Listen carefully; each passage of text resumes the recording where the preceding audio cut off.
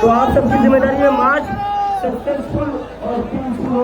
महात्मा गांधी और अम्बेडकर की फोटो लेकर हम चलेंगे, हाथ में तिरंगा लेकर चलेंगे, संविधान लेकर चलेंगे और कोई हमें रोक नहीं पाएगा, क्योंकि हम देश बदलने जा रहे हैं, देश को भविष्य बदलने जा रहे हैं।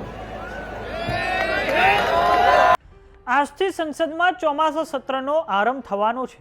સંસદના બંને ગૃહો લોકસભા અને રાજ્યસભામાં વિપક્ષ વિવિધ મુદ્દાઓને લઈને હોબાળો કરે તેવી સંભાવના છે। ત્યારે બીજી તરફ આજે કોક્રોચ દ્વારા સંસદ તરફ કૂચનું આહવાન કરવામાં આવ્યું છે।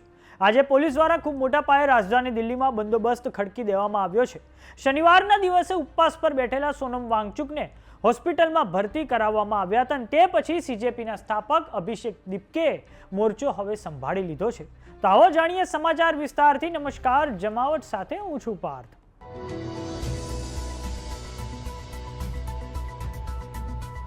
આજથી સંસદના ચોમાસા સત્રનો આરંભ થવાનો છે। ત્યારે આ સત્રમાં વિપક્ષ નીટનો મુદ્દો હોય કે પછી ઇથેનોલનો મુદ્દો હોય અને અન્ય મુદ્દાઓને લઈને આક્રમક બને તેવી સંભાવના છે। બીજી તરફ રાજધાની નવી દિલ્હીમાં જંતર મંતર પર શિક્ષણ મંત્રી ભૂપેન્દ્ર પ્રધાનના રાજીનામા મુદ્દે સોનમ વાંગચુક ઉપવાસ પર બેઠા હતા અને આ પછી શનિવારે તેમને સફદરગંજની હોસ્પિટલમાં ભરતી કરાવવામાં આવ્યા હતા। તો આજે કોકરોચ જનતા પાર્ટી દ્વારા સત્રના પહેલા દિવસે જ સંસદ કૂચનું આહવાન કરવામાં આવ્યું છે।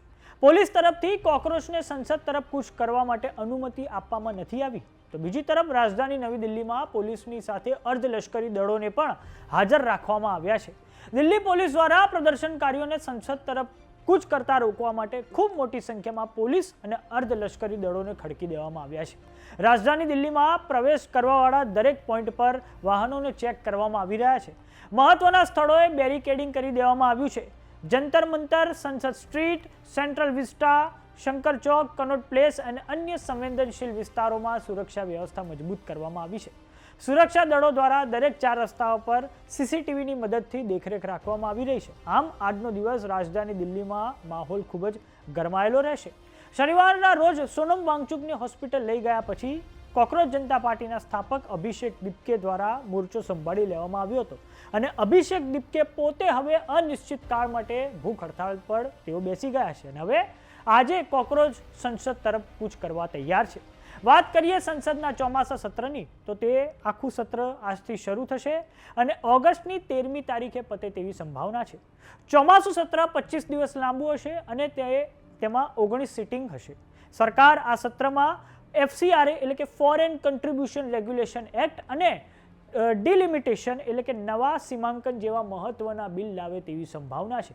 જો કે નવા સીમાંકનનું બિલ પાસ કરાવવા માટે એનડીએની સરકાર પાસે હાલમાં તો પૂરતું સંખ્યાબળ નથી, પરંતુ સરકાર ગમે તેમ કરીને આ બિલ પાસ કરાવે તેવી સંભાવના છે અને આ માટે એનડીએ દ્વારા જે ઇન્ડિયા અલાયન્સના જે વિવિધ ઘટક દળો છે, જેમ કે એનસીપી છે, જેમ કે ડીએમકે છે, તેમનો પણ સંપર્ક સાધવામાં આવ્યો છે।